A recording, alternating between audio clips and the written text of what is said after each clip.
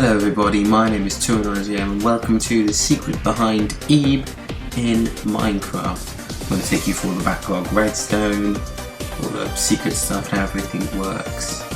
So pressing this button is the key to starting everything. So, what this button do? It teleports you over to this chamber here. This chamber will become more useful later, but this is pretty much a quiet music loading chamber. What this chamber does is it plays all the long sounds that you'll need to freeze and load, so you can freeze and load in a chamber, and after it's done that and ensured you load, because this redstone repeater will not activate until all of the previously activated command blocks work. After that's happened, you'll be teleported back over to this chamber. This chamber activates this and teleports you in here. In here is where you sit during the duration of this. This is pretty much where it plays the music and it goes, in the early afternoon, do a great scan, it's a long string of repeaters to the end where it teleports you into the actual thing. This does more than just that though, as you can see. So the other ones here, game mode 2, clear, all the usual stuff. Does it clear you twice? That's the point, don't clear players twice. TP them, play some prelude. Yep, does all that. This here is all a string of pretty much this spawns every single one of the AIs in the thing. Now, because the AIs are quite useful to have in there, I'm going to spawn them all. And this is the only other thing which gives you the armour. Now this armour is actually the key to one of the aspects. Now, as you can see, I think I need healing. Sorry about that. This armour here is actually key to one of the things. If you noticed, I haven't hidden this because I thought it would be obvious to show. The Teeheebee head that you wear take away 10 of your health, which as you can see on my heart, it's actually half. Now, because your health is 20, which is 20 half hearts or 10 hearts, so you end up with 5. So, the first thing that happens is this. You wonder what this is? This is carpet. This is white wool has been retextured into this. Now, what this is doing here, this is fairly tough. This here is testing for the block carpet level with your head to either one side of you, to another side of you, to another side of you, or to another side of you. If it finds carpet in any of those, all those repeaters light up and it says game saved, spawn point, and saves your game. That's pretty much it for that. Next up is these, which are a little bit more difficult, which is why I'm going to have to do this. Take a one. So, as you can see, I'm actually going to retexture these later to be vases. Later on, this is pretty much a test for block thing. It compares it with these two. So it's not just the vase. The vase itself isn't what it is, it's the vase on the wood. And the way it's testing it is testing for the vase level with your feet and the wood level with the level below your feet, so you need to jump. When that happens, it triggers these three things. One of them plays the sound heal, one of them says return to health, one of them heals you, and after a delay, it fills the area of a sort of like 3x3 square around you, so you stand here. It fills this area, fill and replace oak wood with spruce wood to ensure that the oak wood this pot was on turns into spruce wood. Now later on I'm going to change spruce wood to be a block that's textured the same as oak wood, so you don't notice that. But I was just going to leave it in to show you now, because that is how it happens. And then if you come up next to spruce wood, which is what this one is, this is testing for the bricks, these two, it just says the vase is out of water, so you can't use ones. This here does practically the same as that one, except it tests for it where the block is level and where the vase is level with your head and the block is level with your feet, and the block is a diamond block. Diamond block is, they would hit Eternal Blessing. Eternal Blessing is basically one that never empties, and these are used occasionally. These are used occasionally throughout the game. Sorry, that was a clock. So that is pretty much these, and as as they rely on relative testing, I can just go ahead, place one wherever I am. They require no redstone to set up, which is good because I like to be able to place them freely. So now we head into here. Now there isn't much to say about this. All of the villages I didn't show here have a no trade thing. Which if you want to get the item no trade, which you can't because it's not really an item. Now these people might be wondering what they were. I did explain them in the other video, but as Eve is an RPG, there are screens. I did it so that you can measure it out. Like I got Eve standing in the corner, I went with Eve 1, 2, 3, 4, etc. I counted all the blocks until she hit transition. Say it was, I don't know, 12. I went here, went 1, 2, 3, 4, all the way 12, transition. And then, on here, just so this is counting, the transition on the other map is the same block. So on the other map, if there was say 1, 2, 3, 4, 5 and then a fence, Eve will go 1, 2, 3, 4 transition. So I would go 1, 2, 3, 4 transition. So the transition, even though they are on two separate maps, I'm counting them as the same block because they teleport you to the block next to them, which would make sense to me. Okay, so this is all pretty bog standard. These are for where your parents stand, and your parents do actually stand over here as well, but I haven't bothered marking out. These are where they stand later on, a well-meaning blank. All the tested videos are the same. This here is going to open up in the end when I finish coding the thing. This here does nothing yet. This here is retextured orange wool, as a matter of fact. And it triggers this piston mechanism, which I would trigger externally. So, pushes a block, does the thing, and it obviously has enough delay for it to set a redstone block here where the piston was. Do it again, push it all forward, another one, do it again, clears them all. Pretty much that's it, it's just a self-resetting counting device. This is probably the worst recreation of the sculpture. Embodiment of Spirit, yes, I knew the name all along, just ignore me, I did not e-wiki that, right. What people are wondering probably is, how does this work? How come this hallway is so much longer than this hallway, which is so much shorter? And the answer to that is seamless teleportation update. As you can see, there are 3 floors to this. There are actually 2. You can see the stairs there. This hallway here, but you can probably see it from here. There's the 2 transitions, and this is the hallway where the painting Blank World is. I'm going to call it Blank World, not the villain's name. This is the one without. So if you're in a certain area of this, like if you're reaching this area here, it will teleport you up and along just enough and not change your angle at all, because it's teleporting you relatively, so that it looks like a seamless transition. And the same up here, if you get too close to being able to see around this corner, it will teleport you back down and along.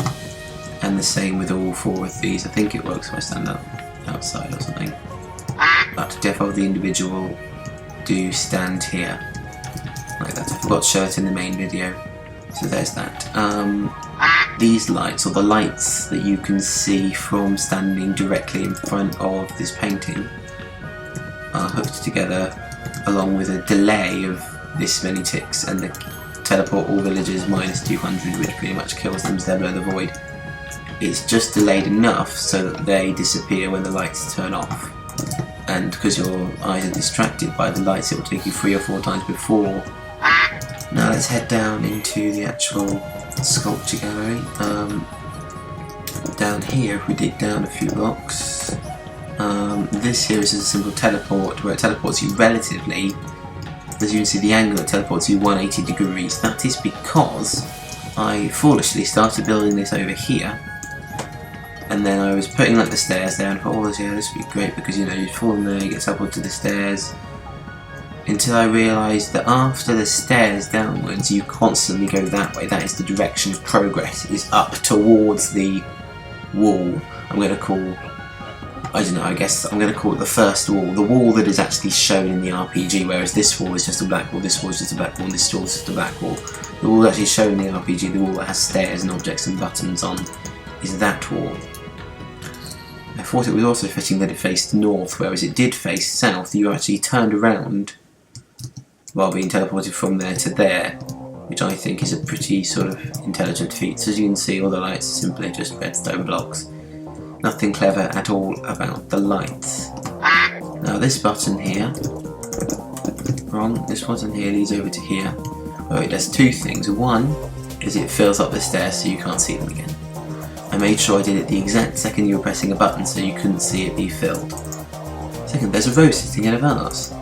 Take the rose, and it gives you, it sets the player's click event. No, it doesn't. It says take, which if you click it, it will set the player's variable click event to 1. Or don't take, which sets it to 2, and it plays sound tick. 1, 2 ticks, 3 ticks. And on the 4th tick, it tests it. And if on the 4th tick you have it set to 1, you get the item. If not, you don't. This is a little bit of a reset circuit, so that it will reset for the next use after turning it back to 0. There's a rose sitting well. Take the rose. Take. So the score will go to 1. Because it's 1, it gets the rose. It also sets this. Now, because the rose being in the vase isn't actually a block data of the vase, it's a little bit annoying. We set it to air, and then very quickly afterwards set it back to be a thing, and because we set it to air, the rose is gone. So this pressure plate here is linked via underground wiring to a circuit over here. The place and sound will push, which is imported directly from me, and we clone it to the right, fill it where it was with air, and set the block pressure plate to here. So pretty much it's simple, clone, air, pressure plate. You can go in here. This is literally just, 2 command blocks saying things. I'm probably not going to go into detail because I'm assuming you understand Terror. The blue key is actually just a retextured die. All of the items currently are retextured dies. When I run out of dies, I'm going to move on to records. Actually, I might not. I might move on to something else because records can't stack and I can't use them. Now, the hopper thing. Okay, there is 18. This is, I don't know whose design it was originally. 18 of this item, and the rest of them are full. All of the slots in the hopper are full, so anything else doesn't go through, but the blue key goes through and it makes 19. This comparator is measuring the amount of items in the hopper. I'll just say, because it's easy enough, these 4 at 18 is enough to get it 1 block charged, but these 4 at 19 gets it 2, so it's on the border, so adding 1 item will improve the charge that much, so that you can go through. As I said in the video, this was added primarily because this staircase was here, and this room was here. So that's why this thing was added. As I said, these are, I don't know if you saw the little demo of Eve in the top right corner of the video, or you can look at my Let's Play of Eve, but these are markings. This is where the hand comes out, and this is the other places other than where you can toggle it to come out. This is the same decision thing, painting with a hand. So we take off the wall, remove it. Take the ant painting. It sets them both to be the tile, and you get an ant painting, which is another 3-coloured die. But there are, if you notice, barrier blocks here that stop you, because you can actually run and make this jump despite there being a roof here, which is why barrier blocks are there. You take the ant painting with a hole, it removes the barrier blocks, and it powers all of this. Now this is a lot more than just to replace the 2 blocks. 2 of them are replacing the 2 blocks, these 2 as a matter of fact. This plays the item action sound, this does that. This fills a block with air, which is this fills the barrier block with air, and this summons an entity. Now that entity is the entity that currently resides in here. I'm going to call it the silent or non-moving death of the individual statue. This one has a no AI ticked thing. There's also this and the epilogue thing. So, what happens is when you step on that pressure plate, a lot of things happen. it pretty much sets all blocks around you to be barriers and teleports you into them. Or teleports you into them and then sets all blocks around you to be barriers so that you are stuck in a cage for the cutscene. It's under the ground. I think that's, oh yeah, that's setting the pressure plate to be air so that it's a pulse that goes through this thing. It gives you the key, and then this teleports you to where you were. I don't know, I'm pretty sure that's supposed to be Greece. This teleports the zombie at the destination, the coordinates where he is, one step forward, so he takes a step as he does in the thing. This sets that particular zombie to have a click event of 3. That's important for this thing, because this is pretty much meant to be an instantaneous action, and for that I needed a click event to be 3 in case the command was got triggered in the wrong order. Any zombie with a click event of 3 gets teleported minus 200 blocks, so instantly away, at the same exact moment, or maybe a few in-game ticks, not redstone ticks later. It fills air where your barrier blocks were, so you're freed from your prison.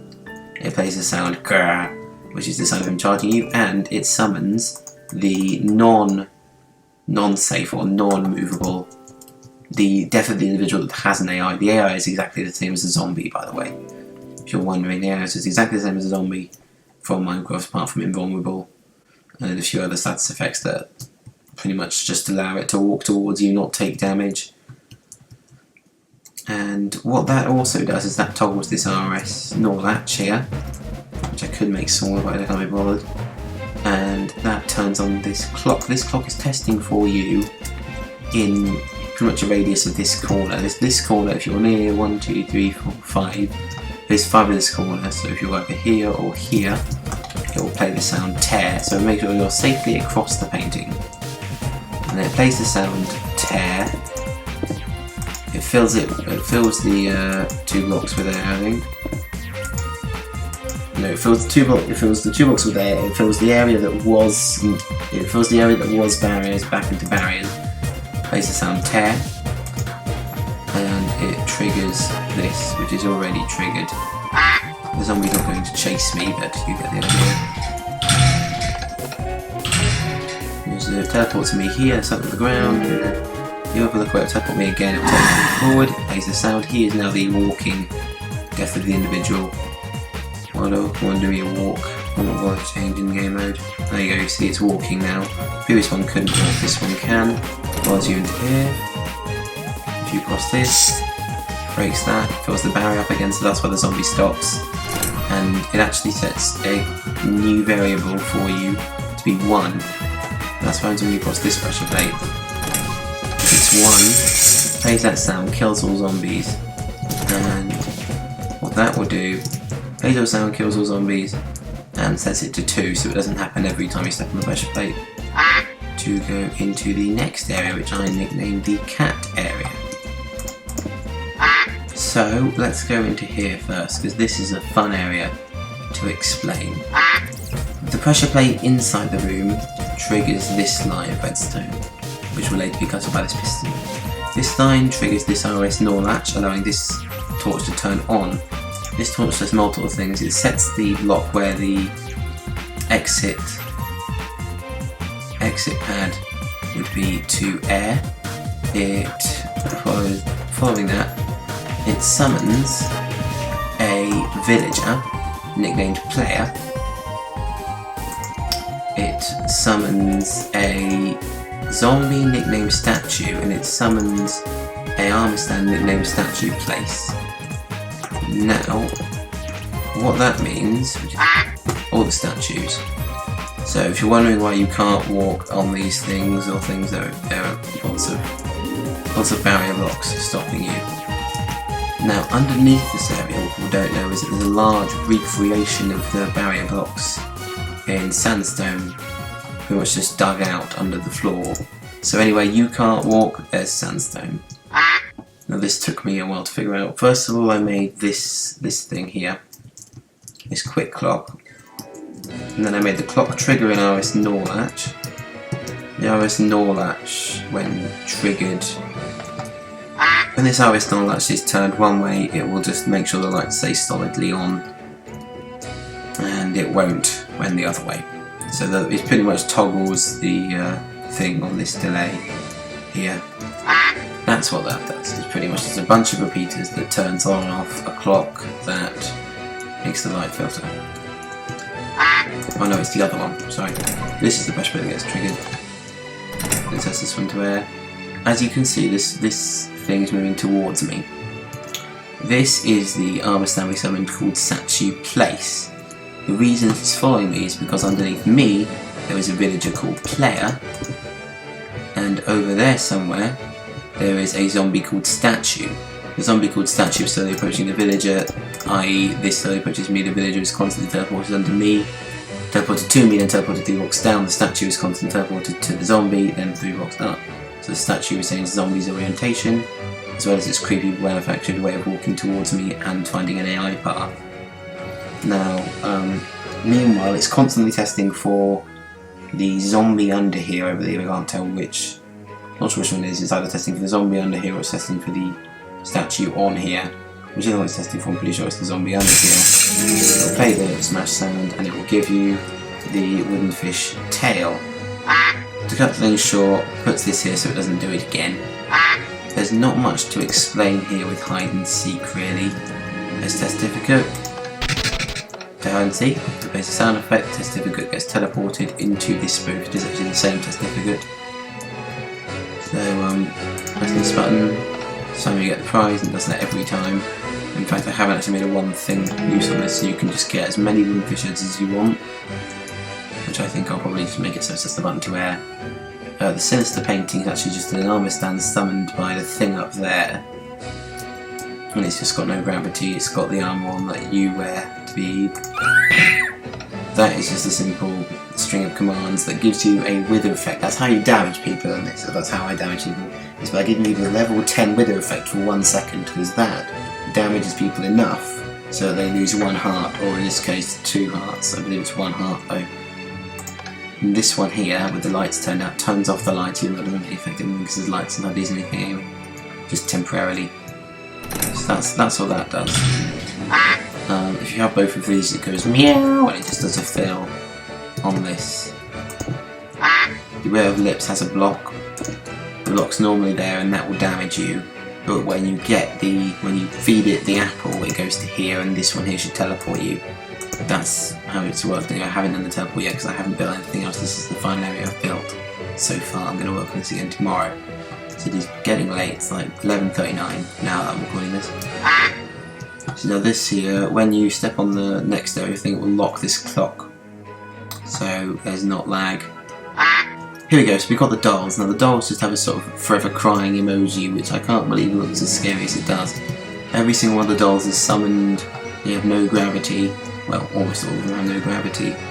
This one here is the only doll that has gravity, and it has a secret barrier block that you can't reach by jumping. That's how this doll falls, is that this barrier block is set to air, doll falls to the ground, and as it does its time, this button appears that tells you 18. This thing here is actually relatively simple despite the large amount of command blocks. There's 2 variables, one being tracked, which is click event, and the other one being story event. Story event was the same variable that was used by the green door detecting whether you broke the painting thing. So as you can see, every sort of 2 ticks it plays a ping sound, and if your click event is right, if your story event is 0, and this says your story event is 0 anyway, so this one's always right. If your click event is 1, it will set your story event to 1. If your story event is 1, so it's not 0, so you've got the first one right, and your thing is 6, it will set it to 2, and the third time if your thing is still 6, and you've got the last one right, it will set it to 3. If it is 3, it will open the door, if it's not 3, it won't. That's how the code thing works.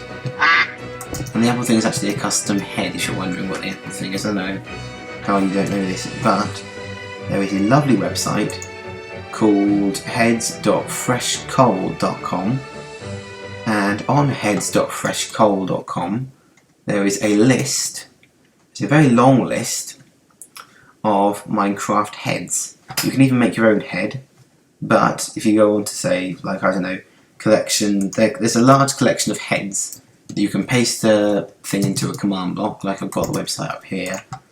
Let's go into user collection. I'll just get one, for instance here.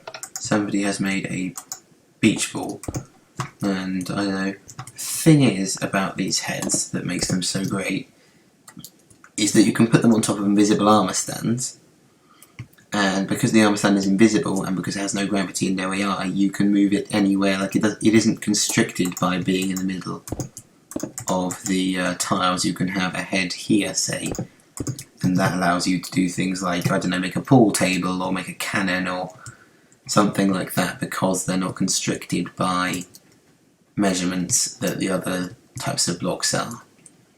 It makes them very nifty. So, I think that is honestly about it for this. And there's not that much more redstone to go that in depth into. It's relatively simple. It's quite a large build and it looks more impressive than it is because of its like size and because of its texturing and you know what it's based off in this side-by-side comparison, it being a block-for-block recreation. That's probably makes it look more impressive than the redstone makes it out to be. The only really advanced piece of redstone I have to do, if you can call it advanced, is the zombie thing for here, and that's not really that hard. People have done that plenty of times. It's a very easy way to get custom mobs. Probably going to do the same when it comes to doing the Lady of Red, the Lady in Red. Sorry, probably going to do a similar thing with armor stands and heads. Might make a custom Lady in Red head, which is funny because red head, yeah, I don't know. I can't make jokes at 11:46 at night. Thank you everybody for watching. My name's been Quack Team James. I'm going to play with this beach ball, and I will see you next time. Woohoo!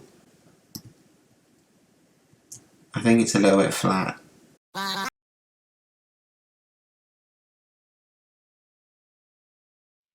It's Mika here. If you haven't already, why not subscribe to Quack Team James's YouTube channel? If you enjoyed the video, remember to click the like button so more people can enjoy it. Click the tab at the top to continue to the next part of the series when it is released. See you.